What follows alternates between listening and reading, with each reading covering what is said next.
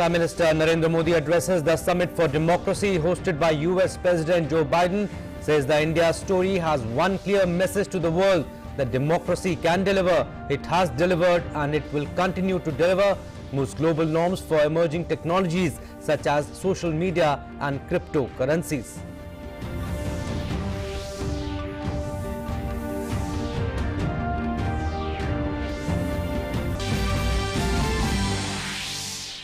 Prime Minister Narendra Modi to visit Balrampur and inaugurate Saryu Nehar National Project, the project laying pending for nearly 4 decades, which is now completed in 4 years, will benefit about 29 lakh farmers of eastern Uttar Pradesh.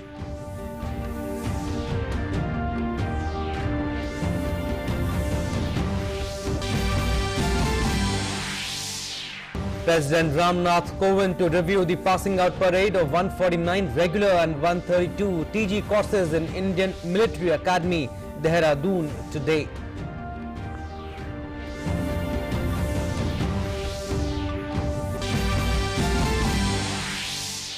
In a happy news to Bhojpuri audience of DD Uttar Pradesh, Bhojpuri telecast in the channel will commence from today. Segments from 11 to 11:30 am and 8 to 8:30 pm in the channel will be in Bhojpuri.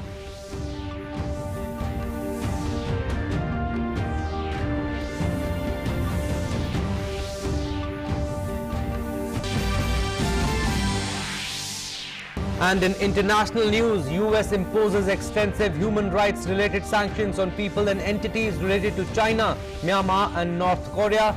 Canada and the United Kingdom joined the United States in imposing sanctions on Myanmar.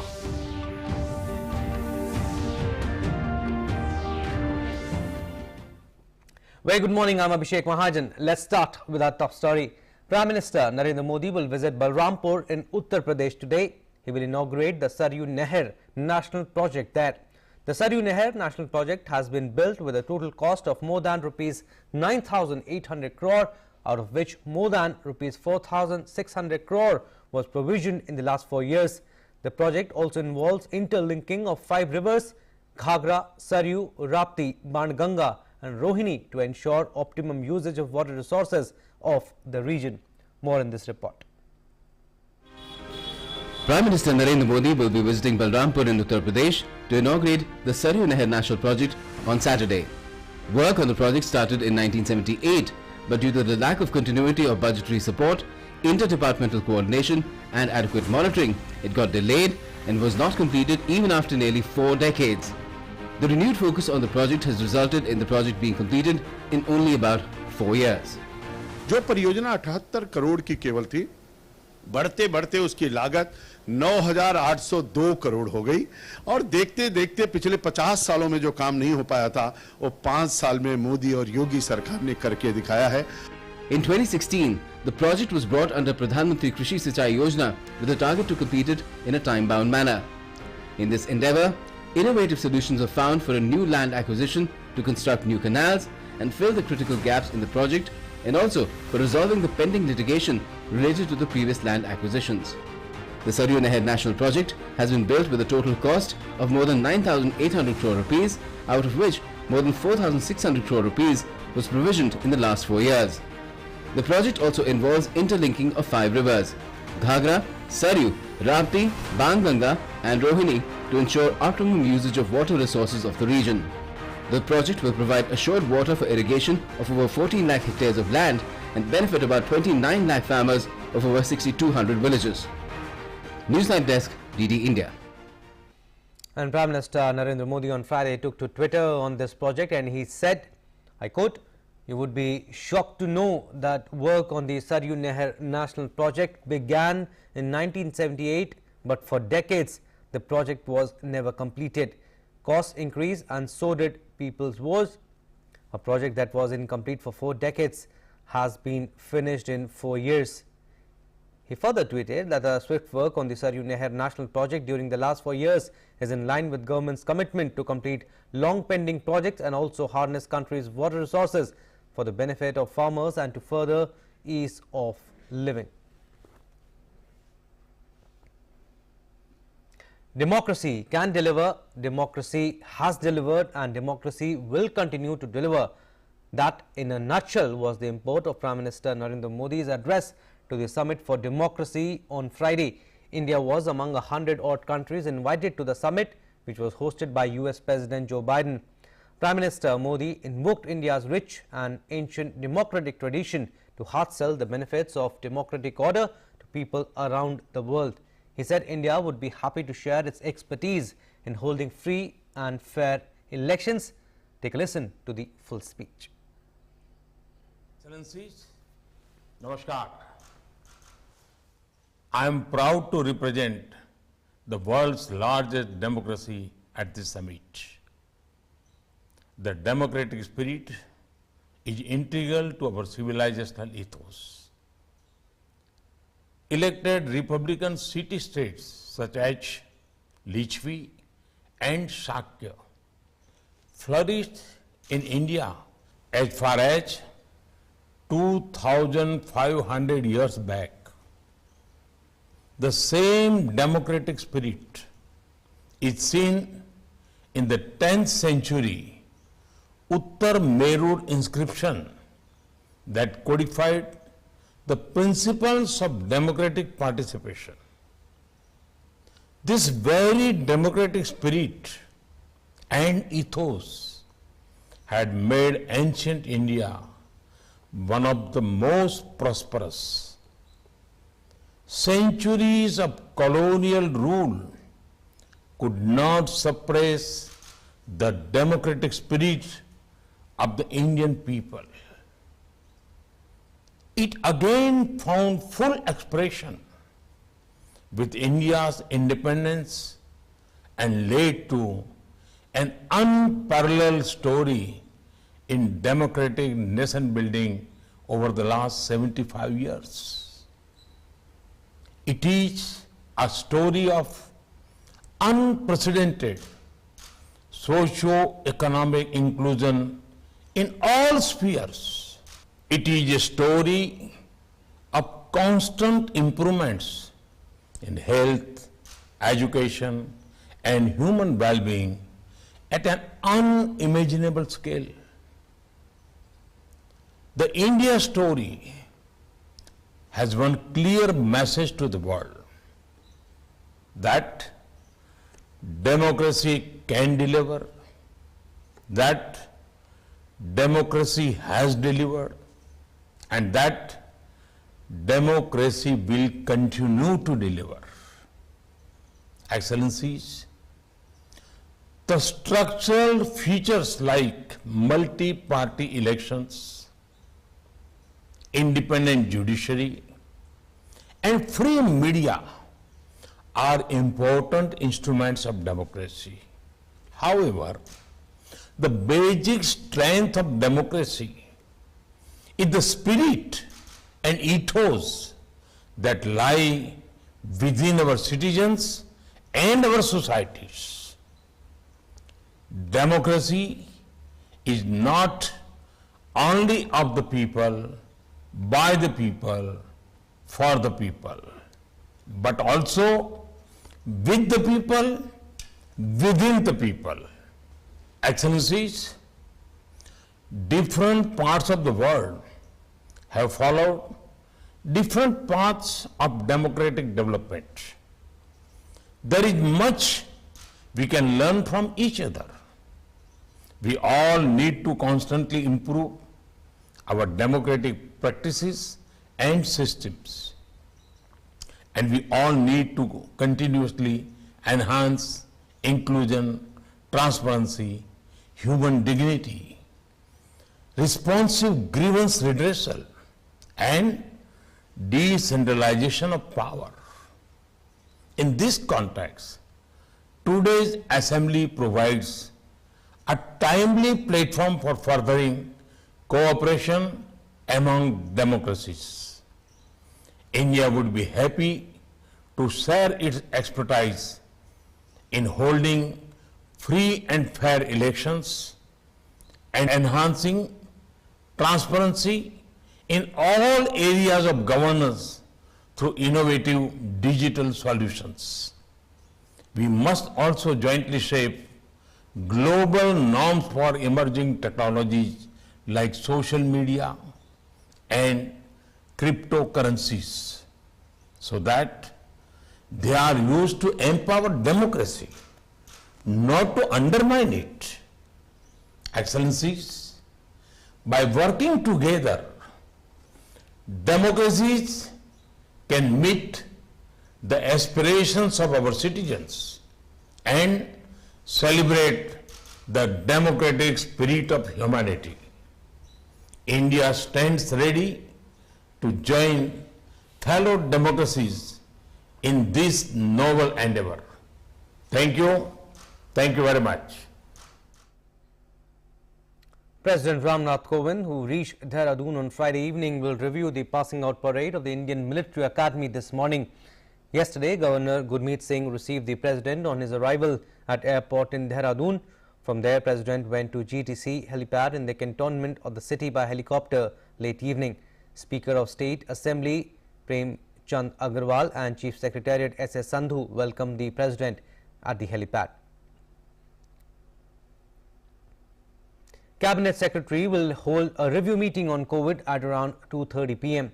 Members of Niti Aayog, Health Secretary, Pharma Secretary, DBT Secretary are participating in this meeting. This meeting is very significant in view of COVID preparedness, including the new variant Omicron and the vaccination.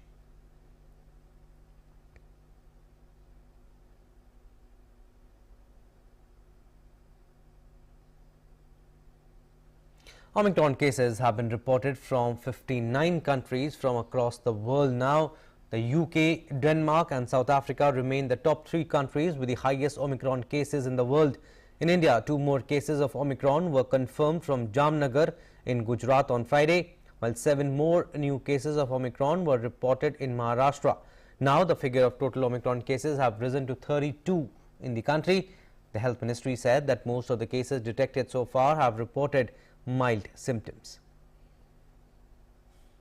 Total variant देश में detect हुए हैं, यह संख्या उससे 0.04% से भी कम है। मुख्यतः विषय जो हम आप लोगों के सामने रखना चाहेंगे, अभी तक जो भी ओमिक्रॉन पॉजिटिव केसेस देश में डिटेक्ट किए गए हैं, उनमें मुख्यतः माइल्ड सिम्टम्स ही पाए गए हैं। Indian Council of Medical Research Director General Dr. Balram Bhargav said Omicron was not posing a burden on the healthcare system and that its treatment remains unchanged at the moment. He also said that regular meetings are being held to examine the COVID scenario in India with a focus on Omicron and therefore there is no need to panic. Regular meetings are being organized to examine and keep a watch on the global scenario.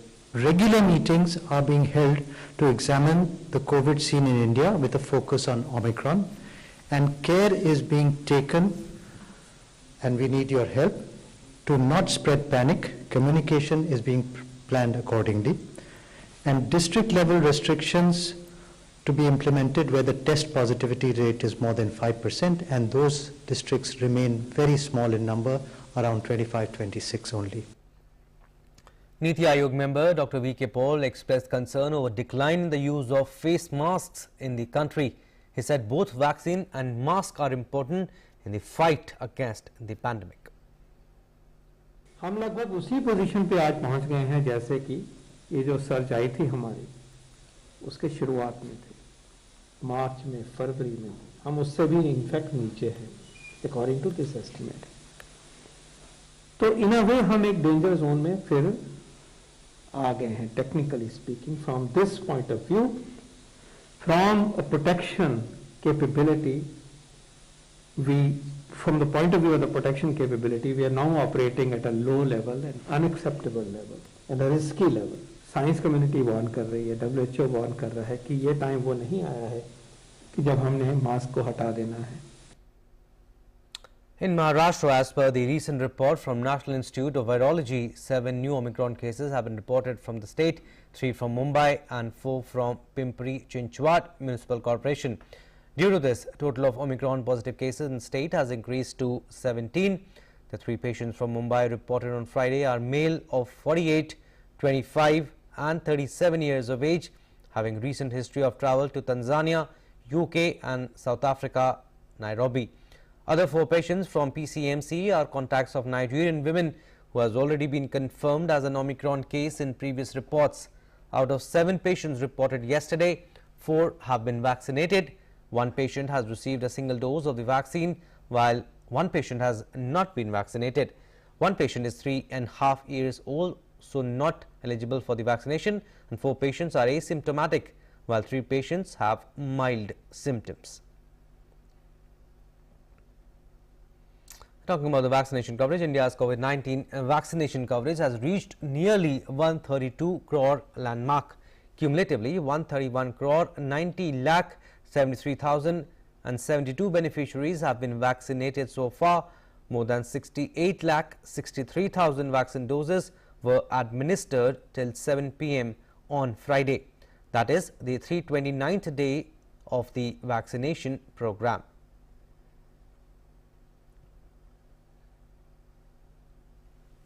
India bid tearful adieu to General Bipin Lakshman Singh Rawat on Friday.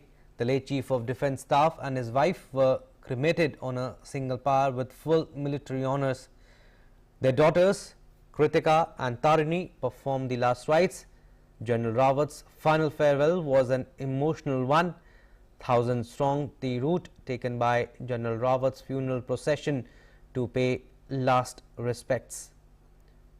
Crowds lined the roads, showered flower petals, ran along the cottage carrying the tricolour and raising patriotic slogans.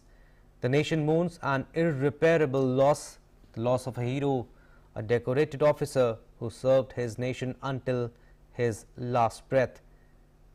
The ashes of General Bipin Rawat and his wife Madhulika Rawat will be taken to Haridwar today.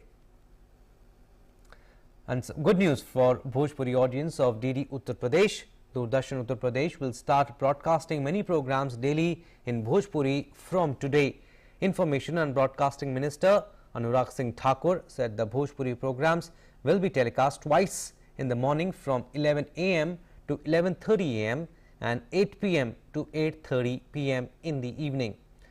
And taking to Twitter, the INB minister greeted people in Bhojpuri. भोजपुरिया भाषा भाई लोगन अनुराग सिंह ठाकर के सादर प्रणाम। हम सबे खातिर बड़ा खुशी के दिन बाटे कि कल 11 दिसंबर से रोज दिन में 11 से 11:30 बजे तक और रात 8 बजे से 8:30 बजे तक दूरदर्शन उत्तर प्रदेश पर रउआ सबे आपन माटी के बोली भोजपुरी के कार्यक्रम देखब जा।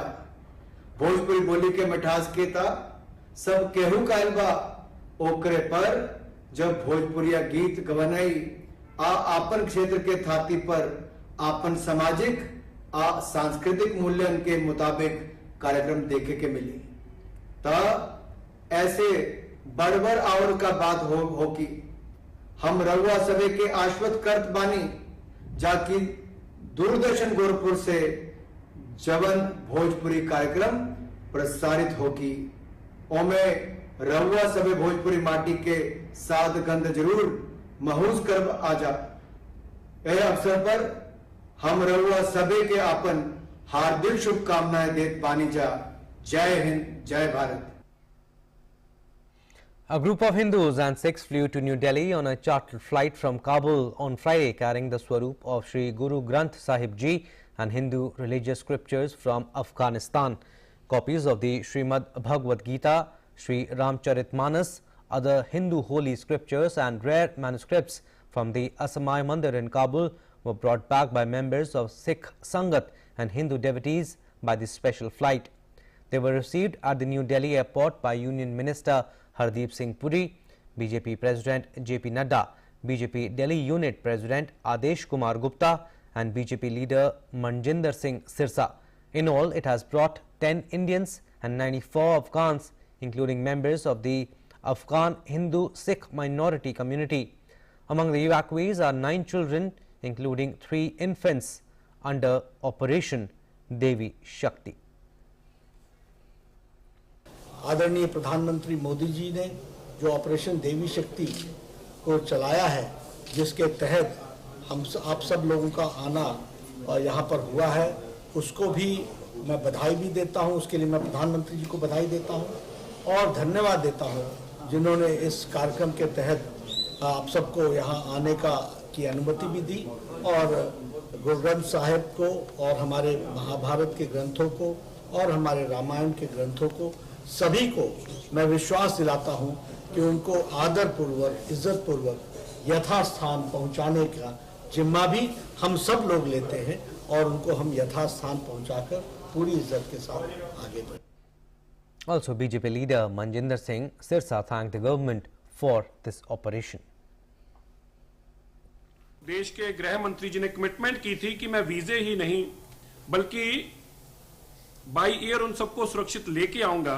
मैं आज देश के प्रधानमंत्री जी और गृह मंत्री जी का विशेष तौर पर धन्यवाद करता हूं और उनको यह भी बताना चाहता हूं, जहां हमारी संगत पहुंची है यहाँ पे, वहां पे जो पुरातन पावन स्वरूप के साथ साथ वो हमारी पोथी साहिबान जो हाथ लिखित हैं, जो इतना पुराना हमारा एक पवित्र स्वरूप थे, उनको भी आज आपने सुरक्षित भारत पहुंचाने का काम किया है।